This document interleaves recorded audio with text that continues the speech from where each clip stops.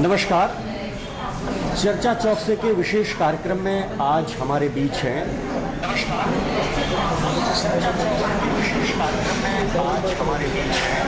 किन्नर अखाड़े से पशुपतिनाथ अखाड़े से मान्यता प्राप्त महामंडलेश्वर हेमांगी सखी माँ, विश्व की पहली किन्नर महामंडलेश्वर हेमांगी सखी माँ आज हमारे बीच जबलपुर में हमारे मंच पर मौजूद हैं। हम उनसे जानने की कोशिश करते हैं कि जो उनका जीवन है आम लोगों के जीवन से कितना अलग है, कैसे उनकी शिक्षा दीक्षा हुई और कैसे वो अध्यात्म में कन्वर्ट हुए। आपका बहुत बहुत स्वागत है।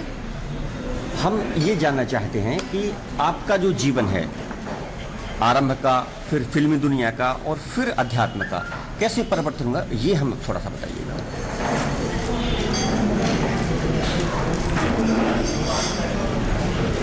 जय जय श्री राधे, जय जय श्री महाकाल।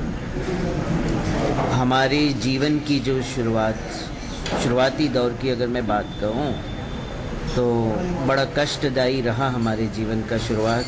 बाल्य अवस्था में पिता का वियोग, पढ़ाई अधूरी रह जाना, उसके बाद कुछ वर्षों बाद 4 से 5 वर्ष बाद माता का वियोग भी हो जाना, उन्हें भी प्रस्थान हो गए थे।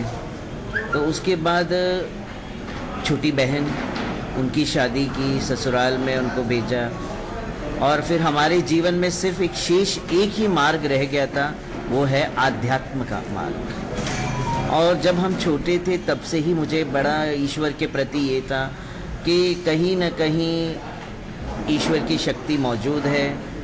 और मैं जब घर में अकेली होती थी तो मुझे ऐसा लगता था कि मृदंग करताल की आवाज़ें हमें सुनाई देती थी। ऐसा लगता था वो मृदंग करताल सुन रहे हैं और मैं नृत्य करती रहूं और ईश्वर में तल्लीन हो जाऊं। तो मैं जब शांत एक चित्त होके घर में जब बैठती थी तो मुझे ऐसे लगता था मेरा कान्हा मुझे चहु और दिख रहा है, चहु और मुझे मेरे कान्हा ही दिख रहे हैं। ऐसा मेरा मत था बचपन में। फिर एक दिन ऐसा हुआ हमारा कि अपने आप ही पैर मंदिर की ओर बढ़ पड़े। पहले बहुत सोचती थी जाऊं नहीं जाऊं, पता नहीं क्या है कैसे है। हमारे घर के पास में ही हरे कृष्णा इस्कॉन टेम्पल हुआ करता है, आज भी है वहाँ पे। और मैं बहुत छोटी थी तभी अपने आप, फिर मैं जब एक बार मंदिर गई फर्स्ट टाइम, राधा गिरधारी जी के दर्शन कर रही हूँ, जगन्नाथ बलदेव सुभद्रा जी के दर्शन कर रही हूँ और देख रही हूँ अनेक भक्त हैं जो भगवान के सामने नृत्य कर रहे हैं। तो नृत्य करते करते ऐसा लग रहा था कि साक्षात ईश्वर वहाँ विराजे हुए हैं, ऐसा बोध हो रहा था मुझे उस वक़्त। तो मैंने राधा गिरधारी जी से एक ही चीज़ कहा उस वक़्त कि हे गिरधारी, इस वक़्त मैं ये जानती हूँ मेरे जीवन में मैंने कोई पाप नहीं किया, मैंने कोई गुनाह नहीं किया, मैंने कोई अपराध नहीं किया। ये मेरा मत है कि मैंने अभी तक नहीं किया है। इसके आगे का अगर मेरे हृदय में आपने अपने प्रति प्रेम जगाया है, सुकृति जगाया है, तो मैं चाहती हूँ इसी क्षण तो अपनी शरण में मुझे ले ले। अगर अभी तो नहीं लिया तो आने वाले कल में अगर मैंने कोई पाप अपराध या गुनाह किया है तो मेरे मत्थे मरना, फिर वो तेरे मत्थे, फिर मैं तुझ पे सब सौंप रही हूँ, मेरे मत्थे नहीं मरना। इतना कह के मैं गिरधारी जी के द्वार से बाहर निकल के अपने घर की ओर आई। उसके बाद मैंने निर्णय कर लिया कि मुझे अब वृंदावन में जाना है और शास्त्रों का अध्ययन करना है। आने वाले समय में मैं अपने जीवन का जो हमारा अनमोल जीवन है समाज के लिए समर्पण करूं। यही मेरा मत बचपन में था। कई ऐसी जीवन में कष्ट आए, लोगों ने उस वक़्त कई नाम हमको दिए, हमारा पर्सनालिटी देखे, हमारे अपने आप को देखे कि भाई ये तो बहुत सारे नाम हैं, अभी क्या नाम पुकारूं, आप सब जानते हैं। समाज ने कभी किसी को नहीं छोड़ा है, तो समाज ने मुझे भी उस वक्त नहीं छोड़ा। समाज ने कई उलाहना दिए, कई ताने दिए, कई सारी ऐसी वाकयाएं हुई। माता पिता के मरने के बाद हमारे अपने परिवार से हमारे रिश्तेदारों ने भी नाता तोड़ दिया था उसमें। सबने नाता तोड़ दिया था। सिर्फ नाता अगर जोड़ा था तो वो मेरे श्याम सुंदर ने मेरे से नाता जोड़ रखा था, और किसी ने नहीं, पूरे जग ने मुझसे नाता जोड़ दिया था। अध्ययन के दौरान जो आपने बताया कि आपने अध्ययन किया, उस दौरान भी क्या ये परेशानियां आपको देखनी पड़ी? अध्ययन के दौरान तो देखनी पड़ी, क्योंकि उस वक्त कोई किन्नर अगर शास्त्रों का अध्ययन करना चाहे भी तो आश्रम में स्थान कहाँ मिलता है? मिलता है स्थान? नहीं मिलता है आश्रम में किन्नर को स्थान। मैंने अपने ओरिएंटेशन को छुपा के कुर्ता धोती पहन के मंदिर में रह के सेवा भाव, गुरु के प्रति दीक्षा, शिक्षा, और शिक्षा लेने के दौरान भी आपको अर्थ की आवश्यकता तो रहती है। बिना अर्थ के तो कोई कार्य नहीं होता है। तो उस अर्थ के लिए मैं वृंदावन से मुंबई बारंबार आती थी। फिर उसके बाद कुछ भी फिल्म्स के जो प्रोजेक्ट्स मुझे मिलते थे तो वो फिल्म्स के प्रोजेक्ट मैं करती थी, और फिर वापस वृंदावन चली जाती थी वो पैसे लेके, कि मेरा भरण पोषण भी वृंदावन में होता रहे और शास्त्रों का अध्ययन भी करती रहूँगी। मगर अध्ययन के दौरान भी कई ऐसी हमारे साथ बातें हुई। हमारे गुरु ने भी हमें कहा कि आप जिस तरह से आपका भाव है, जिस तरह से हाव भाव है आपका एकदम स्त्री के प्रति, मतलब आप एकदम स्त्री की तरह चल रही हैं, उठ रहे बैठ रहे हैं, आप नृत्य कर रहे हैं मंदिर में तो स्त्री की तरह आप कर रहे हैं, तो अपने उस भावों को छुपा के रखो, नहीं तो लोग आपके बहुत सारे नाम इस वृंदावन में भी दे देंगे आपको। तो मैं समझ गई। तो मैंने फिर उस वक्त अपने आप को काफ़ी कंट्रोल करने की पूरी कोशिश की। बट कहते हैं ना, कितना भी आप अपनी ओरिएंटेशन को छुपा लो, छुपाए कभी नहीं छुपता कोई चीज़। समाज की दृष्टि से तो कुछ भी नहीं छुपता है, पता तो चल ही जाता है। आज नहीं, एक समय ऐसा आया कि खुद महाराज जी ने कहा, हमारे गुरु जी ने कहा हमें कि I have a doubt on you that you have some problem, internally problem. So you just clarify me, that will be very good for us also. That means, us means that is some bad thing is there inside me, that my guru was thinking about that. So I told to my guru that I am so like a transgender person, and like that I told. My guru directly told me, you cannot stay in the ashram. Ashram is not meant for the transgenders. You are a baila, like that type of a word. My guru told me, and you cannot stay because it is all that contamination will be come in our ashram. Your mentality is a transgender mentality. You are sitting like all that horrible things are there in you. So you leave the ashram, you leave the temple, you leave the Vrindavan.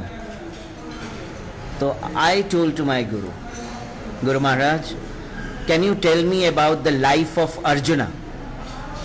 Who was Arjuna? Arjuna also lived the life as an Brahmanalla in Swargaloka, in Agyatwas. So what you will say about Arjuna's life? What you will say about Shrikhandi life? I don't want all that comments. Don't argue with me and get lost from here. And you are totally bona fide to give the knowledge to your kind of a people, to the Samaj. So go ahead and do that. So I told all right. फिर उसके बाद वृंदावन जब मैंने छोड़ना था, जब आज्ञा हो गई गुरु की, तो मुझे छोड़ना ही पड़ेगा। है ना, हम कहते हैं गुरुर ब्रह्मा गुरुर विष्णु गुरुर देवो महेश्वरा गुरुर साक्षात परब्रह्मा तस्मै श्री गुरुवे नमः। तो गुरु की वाक्या को तो हमें निभाना ही पड़ेगा। हाँ, जाते जाते लास्ट बिहारी जी से मिली, बिहारी जी के सामने रोई और यही कहा, मेरा मान और मेरा सम्मान जब आप मुझे लौटाओगे तब मैं आपके धाम आऊंगी, नहीं तो नहीं आऊंगी। तेरी सखी जा रही है यहाँ से। वहां से मैं निकली मुंबई।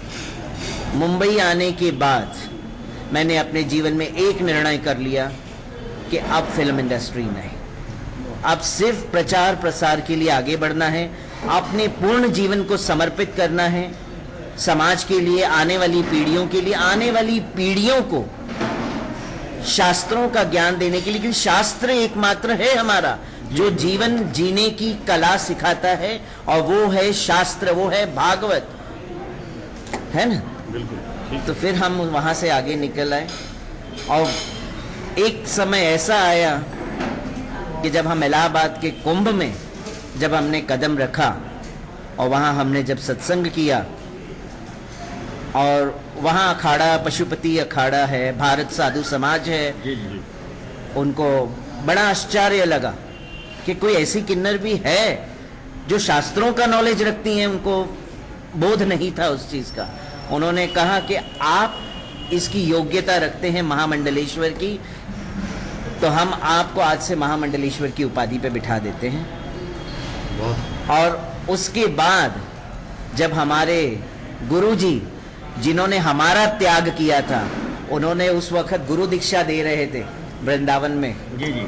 गुरु दीक्षा देते समय यही उदाहरण अपने शिष्यों को दिया कि वो मेरा एक शिष्य है जो भागवत कहते हैं, और जब कभी वृंदावन में कदम रखते हैं तो ब्रजवासी गदगद हो उठते हैं। ब्रजवासी इतना प्रेम करते हैं कि उनके हमेशा जब वृंदावन में आती हैं तो वो उन न्यूज़पेपरों में, अखबारों में उनकी सुर्खियां आ जाती कि वृंदावन में आ गए हैं। तो मुझे गर्व है उस शिष्य पे, चाहे वो यहाँ है या नहीं है, मगर इसी तरह से मैं चाहता हूं कि मेरे भी शिष्य भागवत के माध्यम से आगे बढ़े। और उस समय जब मैं अध्ययन कर रही थी, जी जी। तो एक वाकया मेरे साथ हुआ, वो वाकया मैं जरूर आपको बताना चाहूंगी, आपके माध्यम से समाज को भी पता लगे। जी जी। हमें हमारे गुरु ने एक सेवा दी थी, हमें भागवत ढोने की। भागवत के बॉक्सेस होते थे, यहाँ रखती थी और एक हाथ में पकड़ती थी, और 4-4 माला खुद चढ़ाती थी। ऐसे 100 भागवत दिन में 2 बार चढ़ाती थी अकेली। तो एक दिन पुजारी जी ने, हेड पुजारी जी ने देखा, तो उनके मन में क्या आया, उन्होंने डायरेक्ट हमारे पास आए और उन्होंने यही कहा, अरे ओ सखी, आज आप ये भागवत ढो रहे हो ना अपने सर पे, आने वाला समय याद रखना, ये भागवत तुझे ढो के परम धाम ले जाएगा। ओहो, मैं तो कही, अहो भाग्य मेरे कि ये तो श्याम सुंदर ने आपके मुखारविंद से बुलवा दिया है कि तू डर नहीं, मैं तेरे साथ हूं। समाज हो ना हो, कोई हो ना हो, मैं तो यही जानती हूं, समाज मेरा साथ छोड़े तो छोड़े, मगर वो खुदा अगर मेरा साथ छोड़ दिया तो मैं कहीं की नहीं रहूंगी। मेरा श्याम सुंदर अगर मेरा हाथ छोड़ दिया तो मैं कहीं की नहीं रहूंगी। आपको लगता है कि जो आपके गुरु ने आपकी सच्चाई जानने के बाद किया आपके साथ, आपके श्याम सुंदर का ही आदेश था गुरु के जरिए? हाँ, मान्य करती हूँ। गुरु चाहे डांटे, चाहे फटकारे, चाहे अपने आश्रम से, अपने जीवन से बाहर निकाल दे, वो भी शिष्य के लिए हितकारी है। ये आज जाके मुझे पता चलता है। उस वक्त तो मैंने भी थोड़ा सा गुरुजी के प्रति ये थोड़ा सा मतलब संदेह प्रकट किया था, बट आज मुझे पता लगता है कि अगर उस वक्त मेरे प्यारे गुरुजी ने अगर मुझे वाकई में नहीं निकाला होता, नहीं लात मारी होती, तो आज मैं समाज के हृदय के अंदर अपना घर नहीं बना पाती। क्योंकि ये कृष्ण का आदेश था गुरु के माध्यम से, और गुरु ने वही कार्य किया जो कृष्ण भगवान चाहते थे, जो राधा रानी चाहती थी, क्योंकि उन्होंने कुछ और सोच रखा था हमारी जीवनी के लिए। तो वो गुरु के माध्यम से ही हो सकता है। बिना गुरु के तो हमें ज्ञान भी नहीं मिलता है, बिना गुरु के तो हमारी प्रगति नहीं होती, उन्नति नहीं हो पाती, है ना, आध्यात्मिक जगत में। तो आध्यात्मिक जगत में अगर हमें आगे बढ़ना है तो गुरु की हर चीज को हमें बर्दाश्त करना पड़ेगा। जो जीवन में बर्दाश्त करता है, कष्टों से लड़ने की ताकत रखता है, जो रोता नहीं है और जो कष्टों से लड़कर आगे जाता है, वो ही जीतता है जीवन के अंदर से। आपने एक बात कही कि हम अध्ययन के दौरान जाते थे मुंबई, फिल्में करते थे। फिल्में आपका शौक भी रही है कि सिर्फ धनोपार्जन के लिए आपका? नहीं, मेरा फिल्मों शौक नहीं था। खैर, मेरे पापा खुद फिल्म डिस्ट्रीब्यूटर थे और उन्होंने कई फिल्में राज कपूर जी की डिस्ट्रीब्यूट भी की है, और कई गुजराती फिल्में डिस्ट्रीब्यूट करते थे, तो उनके कॉन्टैक्ट्स काफ़ी मुंबई में थे। तो ऐसे ही कॉन्टैक्ट से हमने कॉन्टैक्ट निकाला, क्योंकि हमें अर्थ चाहिए। अगर आप अपने आप को भरण पोषण करना है तो फिर अर्थ कहाँ से लाएंगे? और मैंने अपने जीवन में कभी और किन्नरों की तरह मैंने कभी किसी के आगे हाथ नहीं फैलाया, क्योंकि मैंने कभी, मुझे ऐसी शिक्षा ही नहीं मिली है जीवन में कि इस तरह भी कार्य करना चाहिए अपने भरण पोषण के लिए। तो मेरे पास जो हुनर हमारे पास था उसी द्वारा हमने अपना भरण पोषण करना चाहा। तो मैं मुंबई आती थी, फिल्मों में काम करती थी। सर्वप्रथम मेरी जो फिल्म थी शबनम मौसी, जो आशुतोष राणा के साथ हमने की थी, वो सर्वप्रथम फिल्म थी। उसके बाद कई ऐसी मूवीज हमने की, रियलिटी शो भी किए हैं हमने, टॉक शोज भी किए हैं, ऐसी बात नहीं। मैं जो पूछ रहा था, उस जीवन में और इस जीवन में क्या कंपैरिजन कर पा रहे हैं आप? जमीन आसमान का फर्क है उस जीवन में और इस जीवन में। जीवन का, मनुष्य जीवन का असली लक्ष्य है कि आध्यात्म की ओर आगे बढ़े, क्योंकि ये तो हमारे सिर्फ संसार तक ही सीमित है, हमारे भौतिक संसार तक ही सीमित है, क्योंकि हमको हमारा भरण पोषण करना है, इसीलिए भौतिक संसार में भी रहना है। तो भरण पोषण के लिए हमें कार्य करना है, मगर हमारा इस भौतिक संसार, इस लोक के साथ साथ अगर हमें हमारा परलोक सुधारना है तो आध्यात्म की ओर बढ़ना पड़ेगा, क्योंकि 50-60 साल की हमारी ये आयु है। हम जीवन भर इस पृथ्वी पे नहीं रहने वाले हैं। आज नहीं तो कल हमारे कर्म के अनुसार हमें आगे की गति मिलनी ही मिलनी है। तो अगर हम आध्यात्म की ओर आगे नहीं बढ़ेंगे तो कब बढ़ेंगे? कब तक मैं फिल्म इंडस्ट्री के भरोसे जीती रहूंगी? मुझे अपने जीवन में आध्यात्म की ओर आगे बढ़ना है, अपने जीवन को भी सार्थक करना है, निरर्थक नहीं करना है, और खुद भी सार्थक होके हमारे आने वाली पीढ़ियों को भी बताना है, और जाते जाते यही संदेश देना है उनको भी कि मानव जन्म मनमोल कहीरा, ना मिट्टी विच रोड, बंदिया वाहे गुरु बोल, ये गुरबाणी कहती है। बंगाली का शास्त्र कहता है, चैतन्य चरितामृत ने बताया है, भारत भूमि ते होइले मनुष्य जन्म याड़, जन्म सार्थक करी कौर उपकार। भारत वर्ष में ऐसी पवित्र ऋषि मुनियों की भूमि में हमारा और आपका जन्म हुआ है, तो हमें जन्म सार्थक करना है, निरर्थक नहीं करना है। जन्म सार्थक करने के लिए गृहस्थ आश्रम को छोड़ने की जरूरत नहीं है। अपने गृहस्थ में रह के अपने परिवार को भी उसी में ढालना सिखाओ, तो ही हमारा गृहस्थ आश्रम सक्सेस हो सकता है। ये आपने बहुत अच्छी बात कही। आपके जैसे जो जिस तरह पे आप बनी हैं, तो आपके जैसे लोग, आपके समाज के लोग, कितने लोगों को आप अपने साथ आगे बढ़ा पाई हैं? कितने लोग आना चाहते हैं? मैंने हमारे टाइम में बहुत कोशिश की, मुंबई के किन्नरों की हमने बहुत सहायता करने की भी कोशिश की। कुछ चले, कुछ नहीं चले। आज वो सब चाहते हैं कि चलना है, आप हमारा सपोर्ट करें। हम मझदार में हैं, हमें पार तो सिर्फ आप ही लगा सकती हैं। तो चल रही हूँ, शिक्षा दे रही हूँ उनको भी। हमारे घर में आते हैं, घर में हम उनको शिक्षा देते हैं, शास्त्रों का ज्ञान देते हैं, सत्संग करते हैं। सत्संग का मतलब यही है सत्य का संग करना।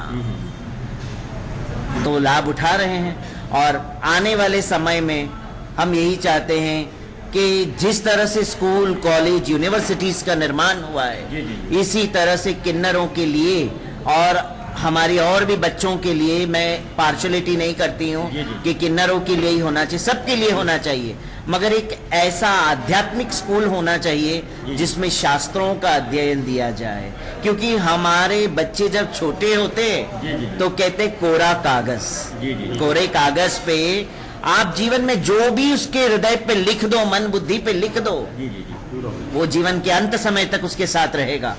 तो बच्चा जब छोटा होता है तो सर्वप्रथम उसे हमारे सनातन धर्म का ज्ञान देना चाहिए।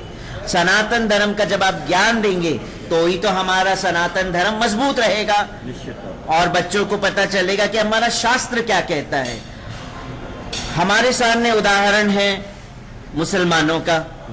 उनके बच्चे छोटे होते हैं तो सबसे पहले उनको कहाँ भेजते हैं? ना सीनियर केजी, जूनियर केजी या नर्सरी में नहीं भेजते हैं, उनको सबसे पहले मदरसे में भेजते हैं, अपने मजहब का ज्ञान देने के लिए, अपने शास्त्र जो उनका कुरान में लिखा है उसके बारे में नॉलेज देने के लिए, कितना टाइम नमाज पढ़ना चाहिए उसके बारे में वर्णन करते हैं, वो शिक्षा देते हैं उन बच्चों को। तभी तो आज देखो मुसलमानों के बच्चे जाम नमाज पढ़ना सबसे पहले जरूरी समझते हैं। कोई भी कार्य होता है सारे कार्यों को साइड करके, चाहे बीच रोड पे बैठ के नमाज पढ़ना है तो पढ़ना है, क्योंकि उनके बच्चों में वो नींव डाला हुआ है, वो मजबूती डाली हुई है।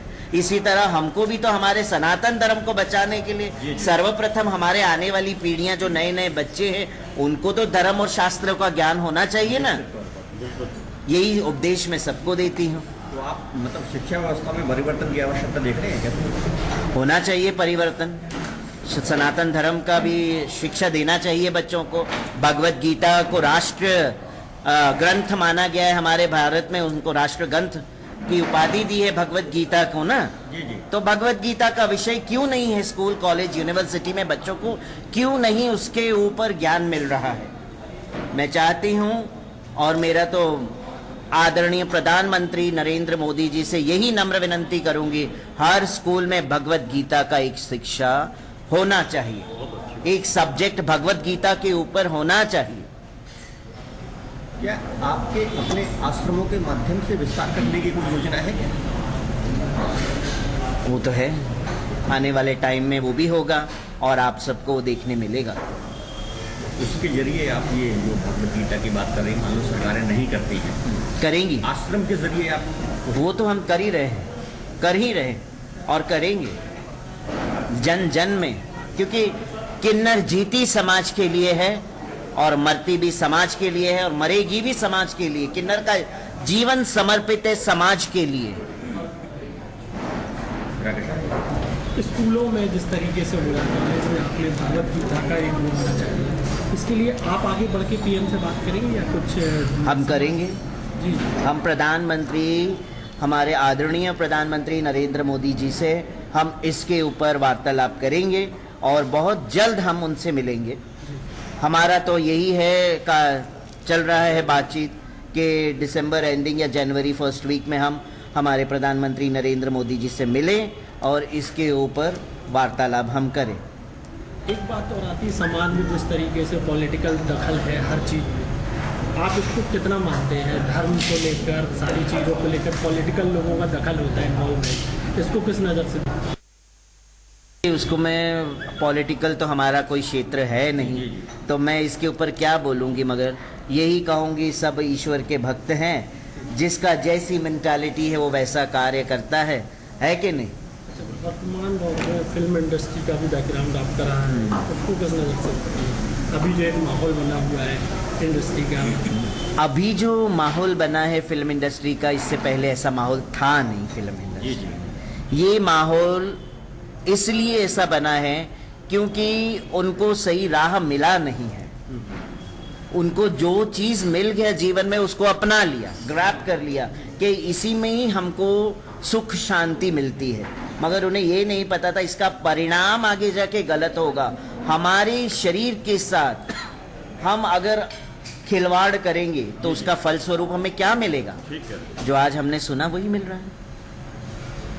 उनको भी, फिल्म इंडस्ट्री के कई बच्चों को जो इस तरह से राह भटक चुके हैं, उन भटके हुए राह को भी, भटके हुए लोगों को भी राह दिखाने के लिए हम स्वयं भागवत करेंगे, मुंबई में करेंगे, उनको इनवाइट करेंगे, सत्संग करेंगे कि हमारा जीवन का असली लक्ष्य क्या है।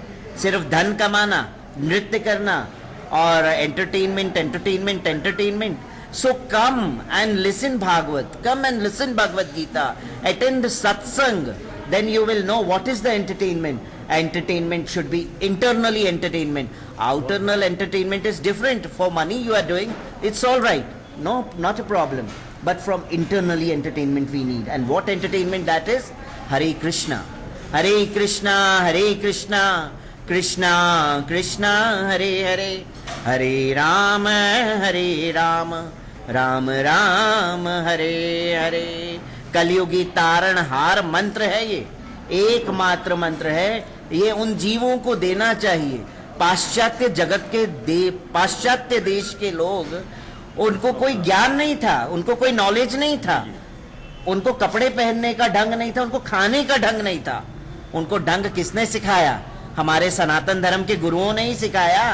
पाश्चात्य देश में जाके अगर वो गलत थे तो उनको गलत करके ऐसे नहीं धक्का मार दिया था, उनको अपने साथ बिठाया था, प्रेम पूर्वक उनको समझाया गया, उनके ऊपर प्रेशराइजेशन नहीं किया गया था। क्योंकि हम आने वाली पीढ़ियों के ऊपर जितना प्रेशर करेंगे उतना वो चीज से दूर भागेंगे। Don't pressurise, give them time, they will cultivate. Film industry से जुड़ा हुआ एक सवाल है। अभी तत्काल में एक बात निकल के आई है कि फिल्म इंडस्ट्री एक विचारधारा को लेकर ही फिल्में बनाती रही है, इसलिए शायद योगी जी नोएडा में दूसरी फिल्म इंडस्ट्री बना रहे थे। योगी आपने जब काम किया है तो आपको लगता है कि किसी विशेष प्रभाव से फिल्में बनती रही? आपका क्या कहना है? देखिए, अगर फिल्में बनानी हैं तो जितना हो सके हमारे आने वाली पीढ़ियों को सही संदेश मिले फिल्म जगत के माध्यम से, तो मैं गलत नहीं मानूंगी। तो वैसा करना चाहिए, क्योंकि फिल्म जगत के माध्यम से हम जन जन में प्रचार भी कर सकते हैं।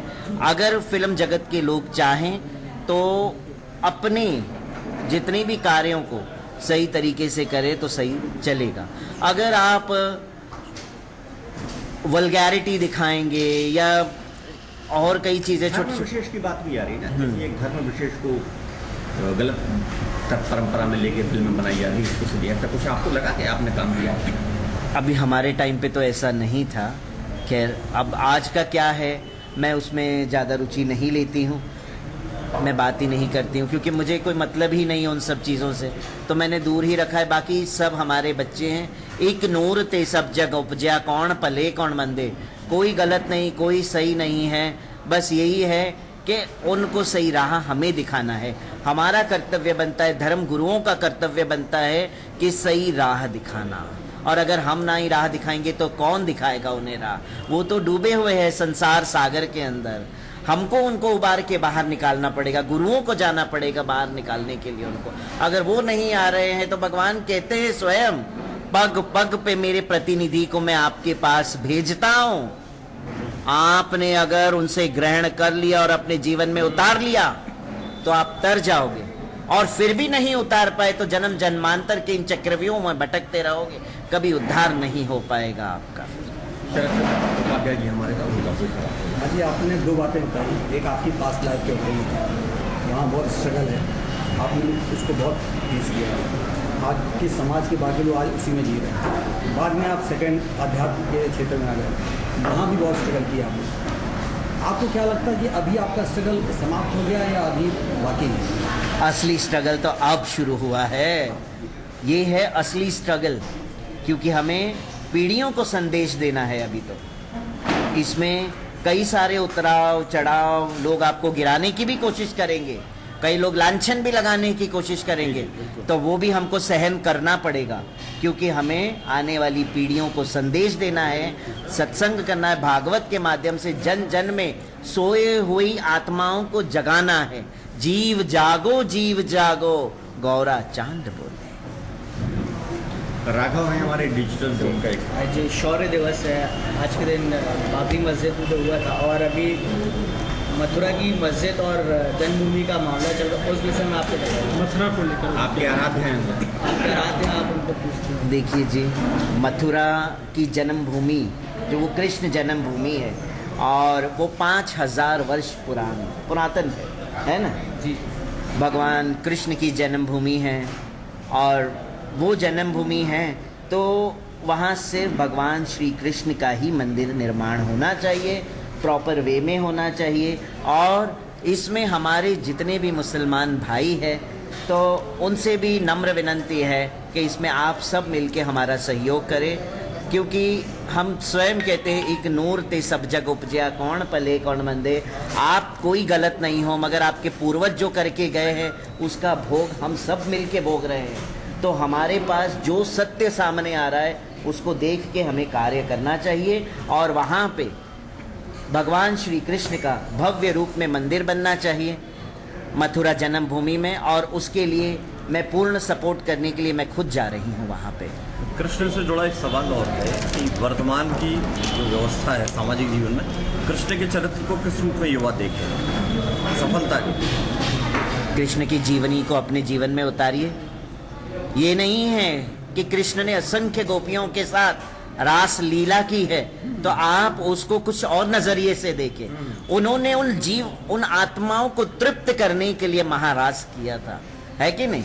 आत्माओं का हृदय से था कि हम ईश्वर कृष्ण को प्राप्त करना चाहते हैं। तो कृष्ण ने manifest himself to so many Krishnas and to so many gopis and to so many sakhis, और उनको तृप्त किया था।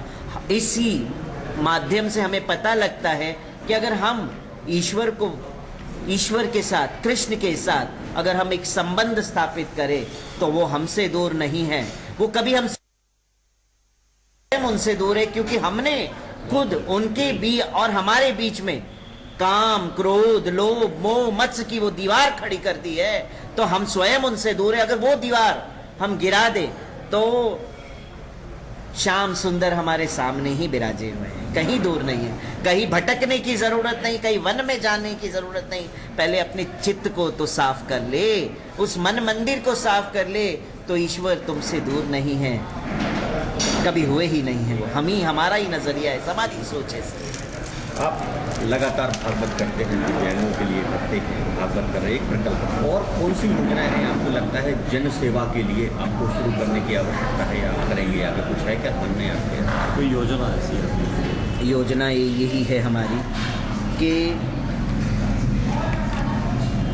स्कूल कॉलेजेस में भी एक विषय ऐसा हो, भगवत गीता का विषय हो, वो विषय के माध्यम से हम बच्चों के हृदय में भगवान नाम का बीज बो सकते हैं, है ना?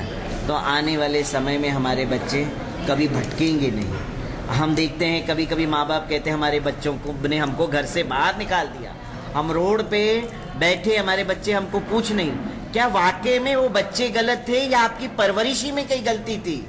अगर आपने वाकई में जीवन के अंदर उनको शास्त्रों का ज्ञान दिया होता, सत्संग और गुरु की शरण में क्षणिक समय के लिए भेजा होता, तो आज ये दिन आपको ना देखना पड़ता। तो कहीं ना कहीं आपकी भी उसमें योगदान है। सारा आरोप हम बच्चों पे भी नहीं मढ़ सकते। तो सबसे पहले नॉलेज, जब हम भौतिक नॉलेज बच्चों को स्कूल में भेज के दे सकते हैं और वो अच्छे नंबरों में, अच्छे रैंक में पास होके आ सकते हैं, तो हम क्यों नहीं आध्यात्मिक नॉलेज दे, उन्हें आध्यात्मिक ज्ञान दे, जिसमें वो भी प्रगति करे। भौतिक के साथ आध्यात्मिक में भी प्रगति करने दो ना बच्चों को। जीवन आपके माध्यम से स्कूल की स्थापना के हम देखें कि आगे होगी, क्यों नहीं होगी? होगी। और इसके लिए सब हम प्रधानमंत्री नरेंद्र मोदी जी से मिलेंगे और उनसे नम्र विनंती करेंगे कि इसके ऊपर आप कार्य करें, कि हमारी आने वाली पीढ़ियां और शास्त्रों का ज्ञान ले सके, नॉलेज ले सके। इस विषय को हर स्कूल में रखा जाए। राकेश जी कह रहे हैं कि आपकी कोई संस्था ऐसी हो तो आप स्थापित करेंगे क्या? मैं करूँगी ना, करूँगी। आने वाले समय में मैं अपनी एक ऐसी संस्था स्टार्ट करूँगी, उस संस्था के माध्यम से, उस ट्रस्ट के माध्यम से जन कल्याण हेतु जो भी कार्य होगा वो मैं करूँगी, क्योंकि मेरा जीवन समर्पित है जन के लिए। और इस दुनिया से उठ के जब रुखसत होके जाऊँगी ना, तो आप सबके कंधे मेरे लिए तैयार होंगे। मैं ये चाहती हूँ। पर्टिकुलर किन्नर समाज के लिए क्या कोई आपके दिमाग में कोई विचार है कि कुछ करना चाहेंगे? आज की डेट में किन्नर समाज के लिए हमारी सरकार स्वयं सोच रही है और कर भी रही है, वो दिख भी रहा है। पहले जो था, कभी पहले की सरकार ने किन्नरों के लिए सोचा नहीं था। उन्होंने तो उठा के किन्नर समाज को एक दूर जगह पे फेंक दिया था। उनका जीवन वो अपने हिसाब से जी ले।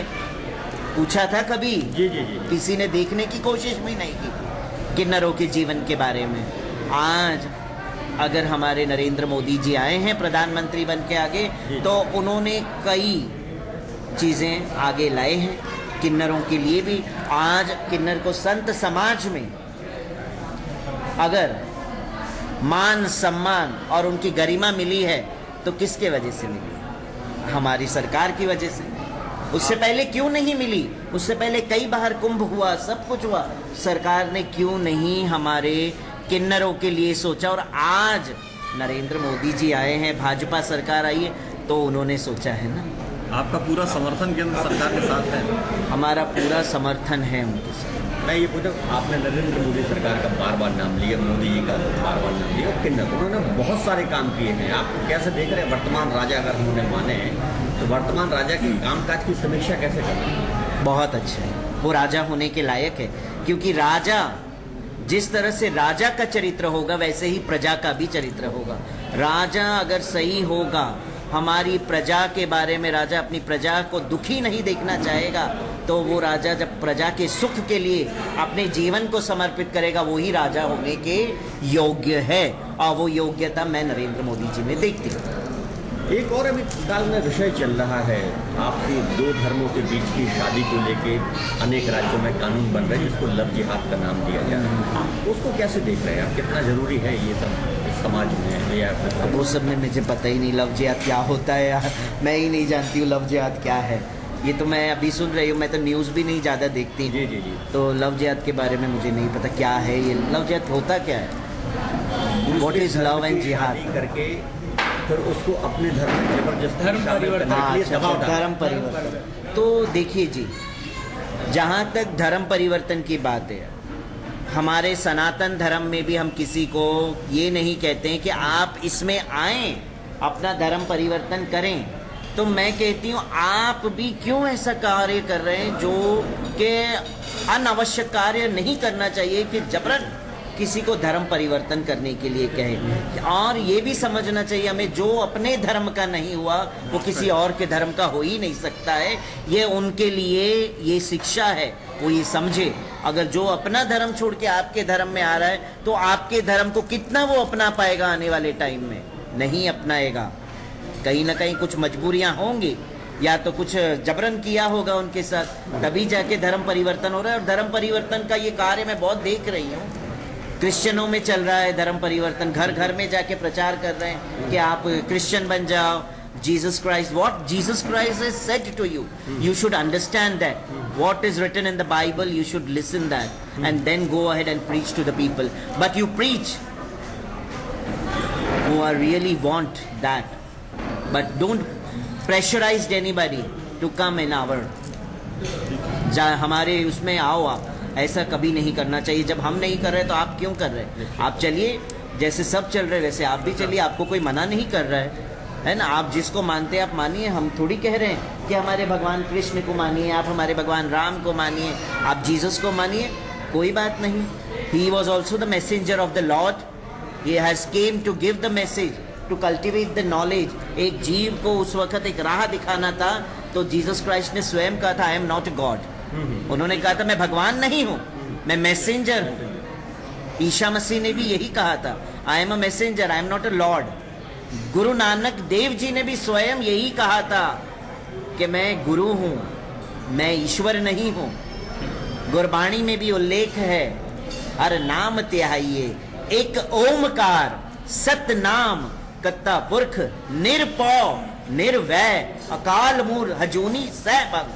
हैप्पी गुड प्रसाद, गुरु का प्रसाद है ये, एक ही ओमकार है ना। गुरु नानक देव जी ने यही कहा था। एक पुरातन काल से जो आप देखते आ रहे हो कि सत्ता जो राजा होता है उसको धर्म आध्यात्मिक गुरु मार्गदर्शन का काम करते हैं। आरंभ से देखते आए हैं, राजा राम के समय से है वर्तमान में। तो आपको क्या लगता है कि वर्तमान सत्ता में जो धर्म गुरु है वो मार्ग दिखा रहे हैं या दिखाना चाहिए, नहीं दिखा पा रहे हैं? आप तो मुझे मजेदार में डाल रहे हैं जी। देखा जाए तो 5 उंगलियां एक जैसी है जी जी। बड़े मैं बहुत शॉर्ट लफ्ज़ों में आपसे कहूँगी, 5 उंगलियां एक जैसी नहीं हैं। तो हर एक धर्म गुरुओं की मेंटालिटी अलग अलग है, सब अपनी मेंटालिटी के हिसाब से कार्य कर रहे हैं। वो ही धर्म गुरु सही है जो शास्त्र कहता है उसके मुताबिक वो आगे का राह बताते हैं, अपनी मेंटालिटी उसमें मिक्सअप नहीं करते हैं। ये बेहतर होगा। ये बेहतर होगा। नहीं तो हमने तो कई धर्म गुरुओं को देखा है, आपके चैनल के माध्यम से बोल ही दूंगी जी जी, कि जो उपाधि के योग्य नहीं है उनको भी उपाधि मिल जाती है। मैं गलत बोल रही हूँ? जी जी, हमारा सनातन धर्म जी जी, अंधकार की ओर बढ़े उससे पहले धर्म गुरु का कर्तव्य है उसे बचाना। जिन्हें शास्त्रों का नॉलेज नहीं है, जिन्हें शास्त्रों का ज्ञान नहीं है, जिन्हें ABCD नहीं पता भगवा का, जी जी, उन्हें भगवा पहना देते हैं। मैं गलत बोल रही हूं तो आप मुझे बताएं। ठीक है। जिन्हें आचार्य की उपाधि की गरिमा का नहीं पता, आचार्य का मीनिंग नहीं पता, उन्हें हम आचार्य महामंडलेश्वर की उपाधि पे बिठा देते हैं। जी जी। तो क्या ये सही है या गलत है? मैं खुद नहीं कहूँगी, मैं समाज से पूछती हूँ, आप मुझे बताएं बस।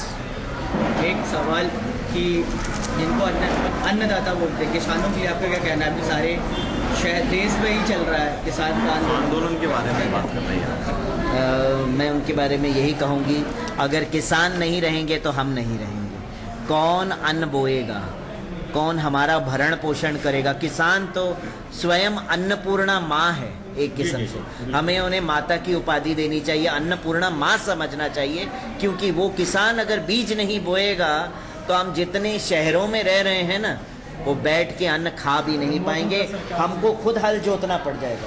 आज चल रहे हैं किसान। मनुष्य के हाथ में कुछ है कि सब कुछ ईश्वर के हाथ में है? अध्यात्म को कैसे देख रहे हैं? ईश्वर ने मनुष्यों को बुद्धि दी है, विकसित बुद्धि दी है, 2 हाथ दिए हैं, 2 पैर दिए हैं।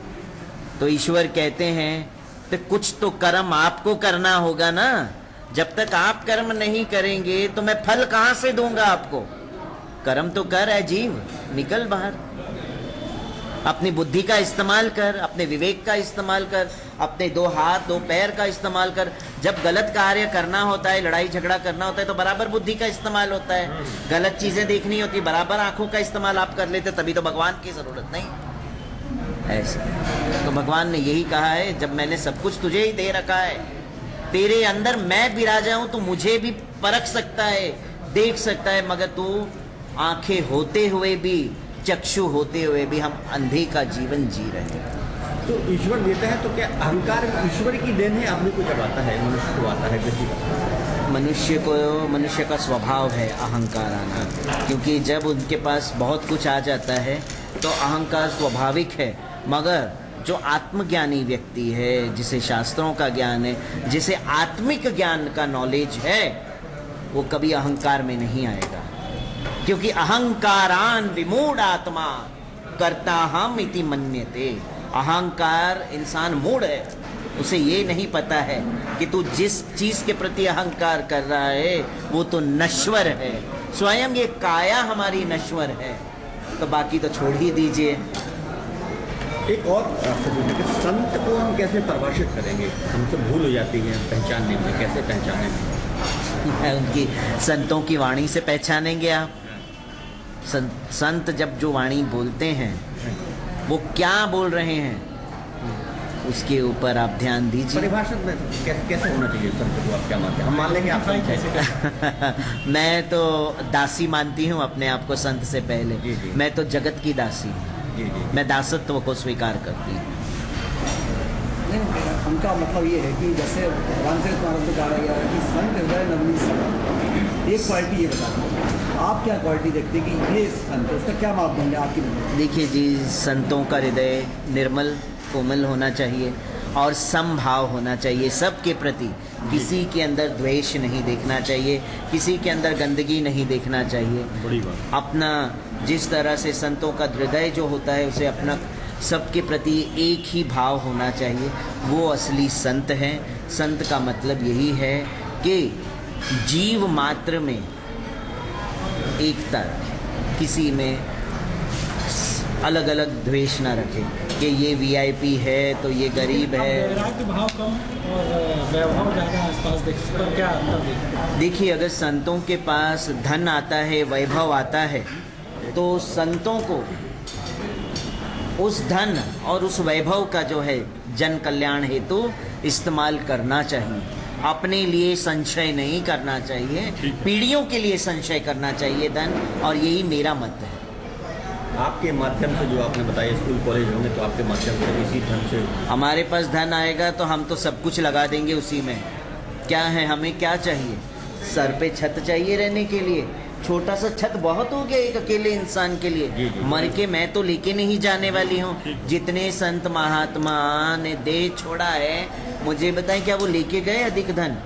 नहीं लेके गए, यही पड़ा रहा है। तो ये तो मेरे लिए भी सबसे बड़ा उदाहरण है कि अगर मेरे पास आने वाले समय में अगर अधिक धन आता है तो वो धन को मैं संशय ना करूं, ये धन समाज कल्याण हेतु लगा दो। अपने आप को भी समाज कल्याण के लिए समझ। अगर आप पाठशाला खोलेंगे तो सिर्फ संस्कृत ही रखेंगे और सब्जेक्ट भी रखेंगे उसमें? नहीं, और सब्जेक्ट रहेंगे ना। संस्कृत के अलावा स्पष्ट हिंदी भाषा, अभी कई बच्चे संस्कृत को नहीं पकड़ पाते, तो हिंदी भाषा में भी रहेगा, इंग्लिश में भी भागवत का नॉलेज होगा, है ना। तो अभी प्रोसेस में है, मतलब कोई संस्था आपकी अभी चल रहा है, बात हमारा सारा हो रहा है, और संस्था हम डेवलप करेंगे, ट्रस्ट को डेवलप करेंगे, और उसके अंडर सारे जितने भी कार्य हैं हम करेंगे। उसके ट्रस्ट आप डिस्ट्रीब्यूट करेंगे कि आप पर्सनली एक अपना स्कूल ही रखेंगे? देखिए, ट्रस्ट जो है वो तो पर्सनली हमारे पास रहेगा, बाकी हम जितने भी ब्रांचेस, जितने भी संस्थाएं अलग अलग जगह पे अपने अपने हिसाब से हम रीओपन करवाएंगे और अपना कार्य करें। बाद में मैं जाऊंगी तो इसको समर्पण कर दूंगी। एक सवाल पूछ ले रहे हैं, नेताओं अधिकारियों से जुड़ा हुआ है, शहर विकास को लेकर, राज्य और देश के विकास को लेकर। बहुत सारे अधिकारी नेता हम समाज योजनाएं बनाते हैं आम जनता के लिए, लेकिन वो गड़बड़ हो जाती हैं भ्रष्टाचार के कारण। कहीं सड़क बननी है तो खराब हो जाती है, कहीं पुल बनना है तो टूट जाता है। तो ऐसी जो मेंटालिटी है, चाहे हमारे अंदर हो चाहे अधिकारियों के नेता को, तो उसको आप कैसे देख रहे हैं, क्या होना चाहिए? देखिए, अब इस विषय में मैं क्या बताऊं, क्योंकि मुझे इस विषय का कोई इतना नॉलेज और ज्ञान नहीं है। मस्तिष्क में जो विचार चलते हैं कि उसकी बात कर रहा हूँ, तो समाज में मनुष्य के मस्तिष्क में दो तरह के विचार उत्पन्न होते हैं, एक आसुरी विचार उत्पन्न होते हैं और एक दैविक विचार उत्पन्न होते हैं ना। तो कभी कभी क्या होता है, हम अधिक लालसा के चक्कर में हमारे बुद्धि में आसुरिक प्रवृत्तियां ज़्यादा जागृत हो जाती है, और फिर हम उसी हिसाब से कार्य करने लगते हैं। और इसीलिए कहते हैं ना कि इस गुरु की शरण में रहेगा ना तो वो आसुरिक विचार नहीं पनपेंगे, दैविक विचार पनपेंगे, और फिर सत्य कार्य करेंगे, सही कार्य करेंगे, समाज के उत्थान के लिए कार्य करेंगे। और जितने भी नेता है, सबको अगर पद और उपाधि मिली है तो वो भगवान का एक किस्म से प्रसाद समझ के चलें और समाज के उत्थान के लिए कार्य करें और अपना जीवन समाज के लिए। एक खूबसूरत शहर, एक जो नगर होता है, अगर आपको अवसर मिले कभी तो आप कैसे उसकी परिकल्पना करती हैं? मतलब मैं समझा। चर्चा हम लोगों की शहर विकास और विकास की अधोसंरचना पर आधारित है। एक अच्छे शहर में आपकी क्या दृष्टि है? क्या सोचती है? पर्यावरण हो, शिक्षा हो, साहित्य हो, संस्कृति हो, सब कुछ होना चाहिए जो आपने बताया। ये शहर में इन सब का विकास होना चाहिए। पेड़ पौधे हैं तो हम हैं, जी जी, संस्कार है तो हम हैं। अगर संस्कार नहीं रहेंगे तो हम कहाँ से, हमारे अंदर बोलते हैं ना, सही मेंटालिटी हमारे अंदर कैसे आएगी? साहित्य के क्षेत्र में कैसे लोगों का आना चाहिए? साहित्य और संस्कृति, जैसे अभी आपने बताया कि साधु संतों में, भैया के सवाल पर आपने बोला कि एक संत समाज में अच्छे लोग आने चाहिए। साहित्य जगत में कैसे लोगों का एंट्री होगी, क्या सोचते हैं? साहित्य में स्पष्ट मुझे बताएंगे? राइटर्स हो गए, राइटर्स ना, और सामाजिक नव निर्माण में उनकी भूमिका क्या होनी चाहिए? साहित्यकारों की, कलाकारों की, राजनीतिक, सबकी, ये पूछ रहे हैं। उनकी भी यही भूमिका होनी चाहिए जो संतों की भूमिका होती है। जन कल्याण हेतु जितनी भी साहित्य हैं, अपने जो भी हैं, तो उनको जितना समाज कल्याण हेतु कर। एक प्रश्न और प्रकाश, आज जिस पद पर है, एक सामाजिक जीवन है, साधनामय जो जीवन है, आपका स्वाध्याय, आपकी साधना पद्धति, आपकी ध्यान, आपका धारण, ये कैसे आप करते हो सुबह से लेकर रात तक? ये थोड़ा इसके बारे में। मेरा तो सारा समय उसी में ही निकल जाता है, आध्यात्मिक में ही निकलता है। आपके साथ बैठी हूँ जी जी जी, तो हम क्या कर रहे हैं? आध्यात्मिक चर्चा ही है ये, हम किसी के प्रति आलोचना नहीं है ये सिर्फ आध्यात्मिक चर्चा है। और ये भी हमारा आध्यात्मिक में ही आ जाता है, और हम इससे बाहर भी निकलेंगे तो जो बच्चे आएंगे आशीर्वाद लेने आते हैं तो वो भी आध्यात्मिक ही है। तो हमारा पूरा समय आध्यात्मिक में ही जाता है। और जब घर में जाके शांत चित्त होके बैठती हूँ तो हरी हरी की आवाज़ अंदर से आती है। अध्ययन वगैरह क्या करते हैं आप? स्वाध्याय वगैरह क्या करते हैं? ईश्वर के मनन करती हूँ, चिंतन करती हूँ, जितना हो सके हृदय में उसे कैद करके रखती हूँ। यही मेरा मनन है, यही मेरा चिंतन है, यही मेरा स्वाध्याय है। जाते जाते मैं सबको राधे राधे कहूँगी, और यही कहूँगी, मीरा ने भी अपना जीवन समर्पित किया था कान्हा को, और उन्होंने यही कहा था, मेरे तो गिरधर गोपाल दूसरो न कोई, जाको सर मोर मुकुट मेरो पत सोई। मीरा का ये दोहा है, एक और दोहा जाते जाते कहूंगी, ऐरी मैं तो प्रेम दीवानी, मेरो दर्द न जाने कोई। ऐरी मैं तो प्रेम दीवानी, मेरो दर्द न जाने कोई। मैं तो प्रेम दीवानी हूँ। इस प्रेम दीवानी को तो समाज ने कई नाम दे दिए हैं, बट मेरे हृदय का दर्द कोई नहीं जाने। जाने तो जाने मेरो गिरधर गोपाल, दूसरो न कोई। मेरे बांके बिहारी लाल की जय। कॉफी हाउस विचार मंच के इस विशेष कार्यक्रम में हमारे साथ हम सबका सौभाग्य है, आध्यात्मिक चेतना के लिए हमारे साथ थी महामंडलेश्वर हेमांगी सखी माँ। और ये कह सकते हैं कि माँ की उपमा केवल माँ है, माँ सचमुच भगवान है। हम सब लोगों का सौभाग्य है। कृष्ण मीरा की बड़ी बात हुई है कि नाम अधर पर रख लिया, लिया तुम्हारा नाम, मन मीरा सा हो गया, आँख हुई घनश्याम। तो हम सबका सौभाग्य था, आपकी कृपा थी, और इस नगर पर और इस देश पर बरसती रहे, ऐसा हम सोचते हैं। विश्वास भी यही है। आपका हृदय से आभार। 1-2 मिनट और आपका चाहेंगे।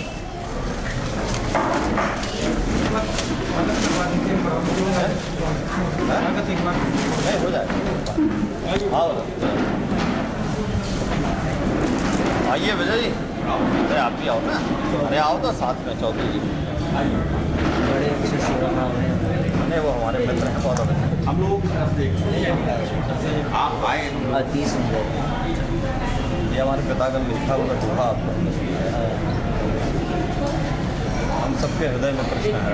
विराज के आशीर्वाद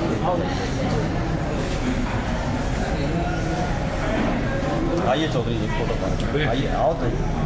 अरे स्मृतियों को हम लोग कैद करें। राकेश पड़े, आओ फतेह।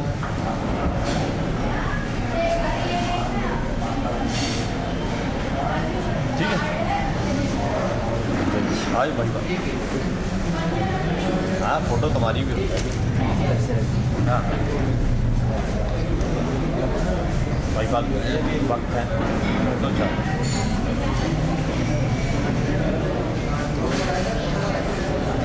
ठीक है, कुछ कॉफ़ी देते बाहर आपके लिए? नहीं, कुछ